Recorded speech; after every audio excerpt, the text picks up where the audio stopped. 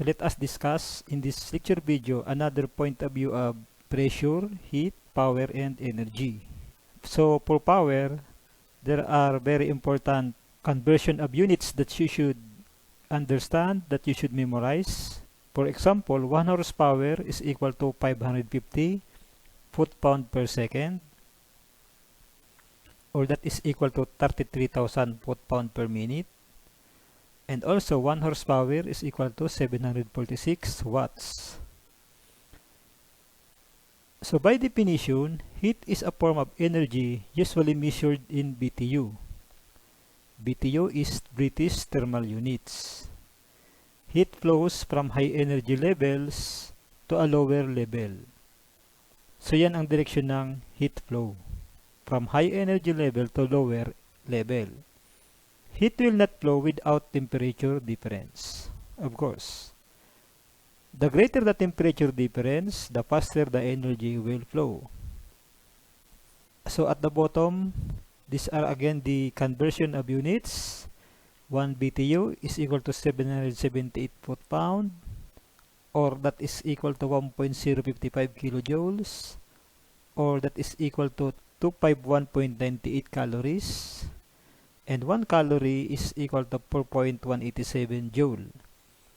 You can also find in other books 1 kilocalorie is equal to 4.187 kilojoule. So pag kilo yan, kilo din ito. So for energy, 1 kilowatt hour is equal to 3,600 kilojoules. Or that is equal to 3412 BTU. And 1 horsepower hour is equal to 2544.4 BTU. Now let's go to method on calculating heat quantity, both sensible and latent heat. So sensible heat is the quantity of heat energy supplied to or given up by any given mass of material to bring temperature change. So the keyword here is temperature change. If there is a temperature change, then there is a sensible heat transmitted or absorbed by a body. So the formula for calculating sensible heat is this one. Q is equal to mc delta T, where Q is the quantity of heat energy, M is mass, C is the specific heat. So for water, that is 4.19 kilojoules per kilogram Kelvin, and for ice, 2.1 kilojoules per kilogram Kelvin. So this is for liquid, and this is for ice. Delta T, there is change in temperature. The specific heat is the amount of heat needed to raise the temperature of a unit mass 1 degree. So dito sa bottom, meron ditong familiar substances, water, ice, steam, aluminum, and brass with their specific heats. For liquid water, 1 BTU per pound per degrees Fahrenheit. For ice, that is 0.5. For steam is 0.48, and so on. So meron tayo ditong water in 3 different forms: liquid, solid, and gaseous. So nandito siya. This one is the temperature rise in 1 BTU addition. So if you add 1 BTU for liquid water, the temperature will rise 1 degree Fahrenheit. But if you add 1 BTU on ice, the temperature rise will be 2 degrees Fahrenheit. So magkaiba sila ng epekto, yung addition of heat between water, ice, and steam. Now we go to latent heat. So latent heat is the quantity of heat energy supplied to or given up by any given mass of material that brings phase change. So the keyword here is phase change. If there is a phase change without change in temperature, then the heat given off or supplied to a material is called latent heat. So the formula for calculation of latent heat is this one. Q is equal to mL, where L is the latent heat. So latent heat has two different types: the latent heat of fusion the amount of heat needed to change the phase of a unit mass from solid to liquid or vice versa. So this is in kilojoules per kilogram or BTU per pound. The latent heat of vaporization, LV, is the amount of heat needed to change the phase of a unit mass from liquid to vapor or vice versa. So LF is solid to liquid or vice versa, and LV is liquid to vapor or vice versa. Now for water, we will use these values. LF for water, this is 144 BTU per pound or 335 kilojoules per kilogram. So this is for ice. The water in the form of ice, so latent heat of fusion of ice is 144 and 335. Now this LV, latent heat of vaporization, this is for steam. When water turns to steam or vapor, it takes latent heat of vaporization 970 BTU per pound or 2257 kilojoules per kilogram. When water turns into ice, it gives off latent heat 144 BTU per pound and 335 kilojoules per kilogram. So that's the difference. Now we go to sample problem. In this one is, I have tackled this one already on the other video, but there are clarifications that are usually sent to me by the students, so I have to discuss this again. So the problem is 25 pounds of ice are placed in 10 gallons of water and allowed to melt. So meron siyang 25 pounds of ice, nilagay siya sa 10 gallons of water. This ice is allowed to melt, assuming that there is no loss of heat to the surroundings. So assuming that the heat of the water and of the ice do not transfer to the surrounding, if the initial temperature of the water is 80 degrees Fahrenheit, this initial temperature is the temperature of 10 gallons of water. To what temperature will the water be cooled by the melting of the ice? So this is the key here, melting of the ice. So the ice is at 0 degrees Celsius or 32 degrees Fahrenheit. It is ready to melt. So it is ready to give off latent heat. So it will melt from 32 degrees Fahrenheit solid to 32 degrees Fahrenheit liquid, or 0 degrees Celsius solid ice to 0 degrees Celsius water. So latent heat lang ibibigay niya kasi to what temperature will the water be cooled by the melting of the ice. So the solution here is the basic law of thermodynamics. So heat absorbed by the ice is equal to the heat rejected by the water. Siyempre kung ano yung na-absorb ng ice, yun naman yung nireject ng water na punta sa ice. So for the ice, para mag-melt siya, mag-a-absorb siya ng QL equal to MLF, that is 25 pounds times 144 BTU per pound. So mag-a-absorb siya ng 3,600 BTU. Okay? Para yung solid ice, mag-siyang liquid. Okay? So, maubos yung ice, ma-turn into liquid lahat. So, para kang naglagay ng may pitsil ka, merong lamang tubig yung pitsil mo, tapos bumili ka ng ice at 0 degrees Celsius or 32 degrees Fahrenheit, nilagay mo yung ice doon sa pitsil na may tubig. So, hindi mo inalis sa plastic, para madaling i-demonstrate. So, yung ice, matutunaw yun sa loob ng plastic. Okay, habang natutunaw yung ice, it remain at 0 degrees Celsius and or 32 degrees Fahrenheit. Hindi siya mag-change ng temperature kasi nga, change space siya. Okay. Hanggang maubos yung ice, matunaw lahat, pero sa temperature pa rin na the same, 32 degrees Fahrenheit or 0 degrees Celsius. So, ang tanong kasi dito is, sa anong temperature daw? To what temperature will be the water be cooled by melting of the ice? So, ang concern natin itong water, yung 10 gallons of water. Saan ito aabot?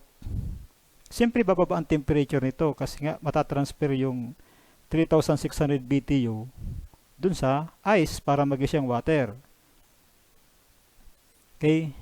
Na nandun sa sample natin, nasa plastic pa siya. Okay, so parang hindi siya naghalo. Pero, nandun siya, right? Hindi siya naghalo, pero nandun siya sa container. Okay. So, ibig sabihin, itong ice, ang final temperature na pa rin sa problem na ito ay same.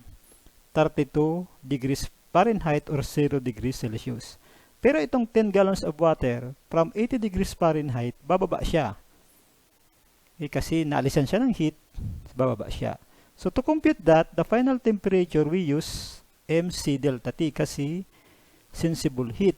So sabi natin dun sa previous slides, sensible heat, change in temperature. So we solve this one, 10 gallons, there are 8.33 pound per gallon, times the specific heat, 1 BTU per pound degrees Fahrenheit, times the change in temperature, the final, minus the initial temperature, 80 degrees Fahrenheit. So, this one, this QW, is the heat given by the water, 10 gallons of water. And you will expect in this equation that since this water cooled down, lumamig yung tubig, yung final temperature niya ay mas mababa sa 80. So itong lahat ng itong term, magiging siyang negative, right?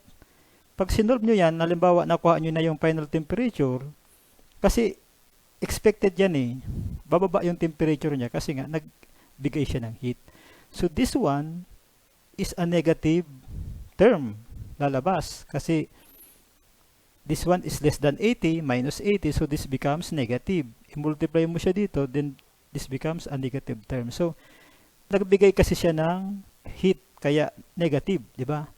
So, yung ibibigay niyang heat, okay, para matunaw yung ice, equal to 3,600 BTU. That's why this one, ito na yan, right, equal to 3,600 BTU. Yung kasi ang ibibigay niya eh. So, bakit negative? Kasi nga, negative yung heat sa kanya palabas dun sa water. Kaya, negative. So, if you solve this one, you will get a final temperature of 36.8 degrees Fahrenheit. So, itong 36.8 degrees Fahrenheit na ito, kung gusto mong i-check, i-substitute mo dito sa TF, then you solve this one, you will have a negative 3,600 BTU. So, this negative here, ang ibig sabihin lang naman yan, given off by the water. So, this is your final temperature, and this is the answer to this problem. So, now, this is one of the inquiry from me. So, yung problem natin, ito yung original. 25 pounds of ice are placed in 10 gallons of water and allowed to melt. Assuming that there is no loss of heat to the surroundings, if the initial temperature of water is 80 degrees Fahrenheit, to what temperature will the water be cooled by the melting of the ice? So, ang answer niyan ay ito, 36.8 degrees Fahrenheit. Ngayon, mababago yan kung ganito ang situation. Kasi ito yung madalas na parang ibig sabihin ng mga nagtatanong sa akin. So, parang ganitang pinalalabas nila na naghalo daw yung water sa ice. So, okay, let us take this. If this is what you mean, ganito ang solution naman dyan. So, 25 pounds of ice are placed in 10 gallons of water and allowed to melt. Assuming that there is no loss of heat to the surroundings, if the initial temperature of the water is 80 degrees Fahrenheit, what will be the final temperature of the mixture? So, ito yung parang ibig nilang palabasin na naghalo daw. So, sige, puntahan natin itong problem na ito. At tingnan natin, okay, kung ano ang pagkakaiba nito at saka ito. Okay? So, ganito yan. So, pag ganito na yung problem natin, 25 pounds of ice are placed in 10 gallons of water and allowed to melt, assuming that there is no loss of heat to the surroundings, if the initial temperature of the water is 80 degrees Fahrenheit, what will be the final temperature of the mixture? Pag ganito naman yung problem, so dapat ganito naman yung solution nyo. Right? So, the initial temperature of water is 80. Diba? 80. So, it lowers to 36.8 due to the melting of the ice na nasolve na natin dun sa previous computation. Kasi pares lang naman yun. So, dadaan pa rin sa melting of the ice ito. Kasi nga, meron siyang 25 pounds of ice. So, magme-melt siya. Then, after melting, tataas yung temperature ng tubig. Kasi magkakaroon na siya ng sensible heat. Sasalubungin niya na yung temperature ng tubig ng 10 gallons of water. So, the initial temperature of water is 80. So, doon sa melting ng ice, so first stage, kasi ganito talaga yan ang pagsosolve nito by stage. Kasi hindi siya para-parehas yung process. Yung ice, i-change space, then i-change temperature. So, hindi pwedeng isahan. By stage talaga ang pagsosolve ng ganito. So, the temperature of water lowers to 36.8 degrees Fahrenheit due to the melting of the ice. So, okay, nag-melt na yung ice, nag-melt na. So, halimbawa, nagkahalo-halo na sila. Right? So, mixture na, di ba? So, at this moment, now we have melted, okay, 25 pounds of ice at 32 degrees Fahrenheit. So, after this one, after the first stage, the melting of the ice, syempre, 32 pa rin yung temperature niya. Kasi latent heat pa lang naman ang pinag-usapan dito, latent heat. So, wala pang sensible heat, wala pang change in temperature. So, at this moment, we have melted ice, 25 pounds at 32 degrees Fahrenheit.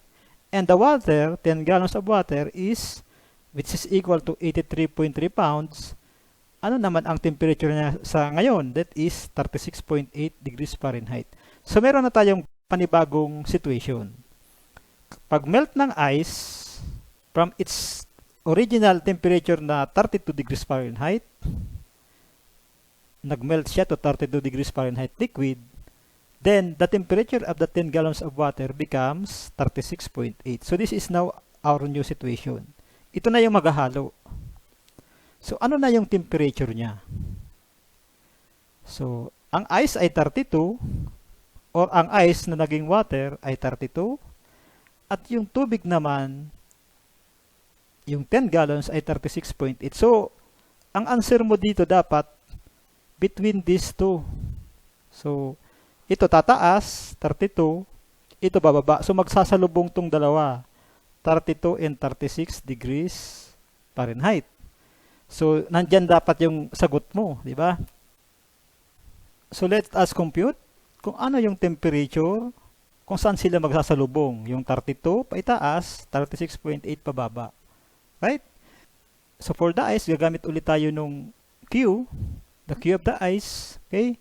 This is the Q taken by the ice. Madadagdag sa kanya. Okay? So, para magkaroon siya ng change in temperature na positive.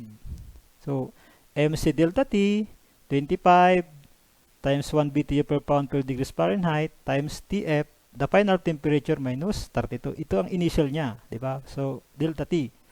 So, ang assumption natin dito, yung final temperature niya ay mas mataas kasi tataas yung temperature niya, di ba? Kasi siya yung mababa. So, this is higher than 32 degrees. So, this one is a positive term. So, pag nag-substitute ka, this must be a positive term kasi madadagdag sa kanya yung heat. And for the water, we also use MC delta T. M is 83.3 pound. So, kinonvert na natin yung 10 gallons. 1 BTU per pound per degrees Fahrenheit. Then, the final temperature minus 36. So, this one, okay, since ang final temperature niya is lower than 36 kasi pababa yung temperature niya, so this one will be negative value, right? So, since ang water ay magbibigay siya ng heat, So we add a negative here. So rejected. Okay? Heat rejected by the water. So this becomes negative times this quantity. So if you solve this one, the heat rejected by the water, QW, okay, because of this negative sign and a lower TF than 36.8, magiging pa rin siyang positive yung pinaka-value niya. Ang result niya ay positive pa rin ang value kasi nilagay na natin siya dun sa heat rejected. Inassume na natin siya. Heat rejected, so positive na siya. So, Q of ice, yung natanggap na heat ng ice, na absorb ng ice, must be equal to the heat na nireject ng water. So, yan ang thermodynamics. Yung heat na natanggap ng ice must be equal to the heat rejected by the water. So, now, this is your equation, 25 TF minus 800. So, ito yung heat rejected, di ba? So, negative 83.3 TF minus 65.4. So, if you analyze these two equations, this is a positive term because TF here is higher than 32 degrees. This also, on the right side, this will be a positive term. Kahit pa ito ay mababa kaysa 36.8, so ito kasi pag mas mababa siya sa 36.8, magiging negative itong yan dito sa loob ng bracket. But since meron na siya ditong negative, positive pa rin siya. So this positive, this one is positive, so equal siya. So ganun ang pag-analyze ng equation. Kasi kung hindi mo yan lalagyan talaga dito ng negative sign, this will be positive and this will be negative, so hindi siya equal. But if you solve for this equation, ito, pag nag-substitute ka dito ng TF, which is 35.7, positive yan ang mangyayari kaya kasi by this negative sign here, which means rejection. So, this is by simplifying, right? So, negative 83.3 TF, negative and negative becomes positive, and collecting like terms, 25, negative, magiging siyang positive, 800, magiging positive here, and we get the final temperature 35.7 degrees Fahrenheit. Sakto siya dun sa sabi natin kanina na dapat ang temperature na kalalabasan ng mixture ay between 32 and 36.8. So 35.7 siya. So this is correct. So dapat ganito yung answer mo kung ang assumption mo dun sa problem ay if the initial temperature of the water is 80 degrees Fahrenheit, what will be the final temperature of the mixture? Pero hindi nga yan ang sinasabi ko dun sa problem. Hindi ito. Okay, hindi ito. This is an additional solution. Kung ganito ang hiningi ko, then you have two solutions. Number one is the one that we have discussed. Then number two, ito yung continuation niya. So the final answer must be 35.7. if this is the situation of the problem. Another problem on our quiz is this one. I think I have discussed this problem in our example. I have just included this one because I want to know if you are studying or watching the lecture videos. Madali lang naman to. A water pump delivers 60 gallons per minute of water to water tank. I have discussed this. 100 feet above the level of the pump. If water weighs 8.33 pounds per gallon. If the friction of the pipe and other losses are neglected, how much horsepower is required for the pump to deliver the work? So this is a familiar equation. P is equal to QWH, where Q is equal to volume flow rate. This is volume flow rate. Hindi ito heat. Hindi yan heat. That is 60 gallons per minute or 8.02 cubic foot per minute. Volume flow rate. Then we have P, the power, that is equal to 8.02 cubic feet per minute. Q times the W. What is W in English of water? 62.4 pound per cubic feet. And H is the elevation. So from the reference point, 100 feet above the level of the pump. So if you multiply that, that becomes 50,044.8 foot-pound per minute. Then we have, there are 33,000 foot-pound per minute per horsepower. So foot-pound per minute will cancel. What will remain is the horsepower above. So that becomes 1.52. Now, let us go to this one. A gauge on the suction side of refrigeration compressor reads 5-inch mercury vacuum. If a gauge on the discharge side of the compressor reads 122 psi, what is the increase in pressure during the compression? So, yung compressor meron siyang discharge and suction side. So, the suction side is always lower than, of course, the discharge side. Kasi suction nga siya kaya yung pressure dyan, vacuum, madalas. Kasi hindi ka makaka-suction kung hindi ka nagba-vacuum, di ba? So, meron tayong tinatawag na vacuum, 5-inch of mercury. And at the other side, 122 psi. So, what is the increase? So, delta P, final pressure minus initial pressure. So, this is PI here. So, delta P, final pressure minus initial pressure. So, what is the final pressure? 122 psi minus. So, what is the initial pressure? So, the initial pressure is vacuum. So, pag sinabi nating vacuum, negative yan. Negative pressure, negative gauge. Ang pinag-usapan dito ay gauge pressure, di ba? Kasi ang nami-measure na pressure in a compressor, that is not absolute pressure. The pressure gauges that installed in a compressor, that is purely gauge pressure. Kaya pag ano ang reading mo dyan, pag na-read mo dyan na 10 psi, gauge pressure yan sa gauge. Okay? So, it does not denote the absolute pressure. So, since vacuum siya, that is negative gauge pressure. So, negative 5-inch mercury. So, conversion of unit, 1 psi is equal to 2.036 inch of mercury. Okay? So, by computing this one, this becomes 124.46 psi. Or the other solution, delta P is final pressure 122 psi minus negative 5-inch of mercury. Another conversion of units na yung ito kasing conversion of unit na ito ay hindi siya pamilyar. Ang pamilyar talaga sa atin ito, yung atmospheric pressure.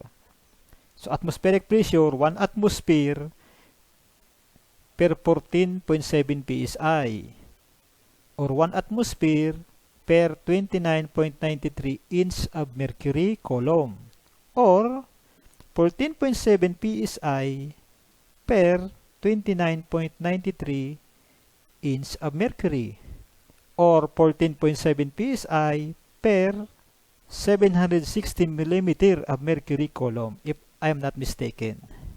So parehas lang ang kalalabasan niyan dito. Right? Kahit ito or ito pa rin yung answer niya, 124.46. The other one is, what is the total force in pounds exerted on the top of a piston if the area of the cylinder bore is 5 square inch and the pressure of the gas in the cylinder is 150 psi? So we are talking here of the force. What is the total force in pounds exerted on the top of piston? So this is your piston. So piston, ito yung piston rod at ito yung bore niya, top view. So the area of the piston is 5 square inch. So diba? So that is also the area of the cylinder bore. Okay, this is your bore. Ito yung butas, yung bore na kung saan nandun naman yung piston pumapasok. So kung ano yung area ng bore, yun din ang area ng piston kasi ano ito gumagalaw yung piston sa bore pero napakaliit nung kanilang difference ng dimension. So para walang singaw. So the pressure of the gas in the cylinder dito sa loob is 150 psi. So kinocompress kasi yan yung gas kinocompress siya ng piston doon sa cylinder bore. So pag kinompress mo, magkakaroon siya ng pressure. This is true for compressor and this is also true for diesel engines. Pares lang na proseso yan. So pressure is equal to force over area or force is equal to pressure times the area. Since P is equal to 150 psi and A is 5 inches square, so we multiply that becomes F is equal to 750 pounds. So that's all for this lecture video. I hope you understand it very well. Salamat.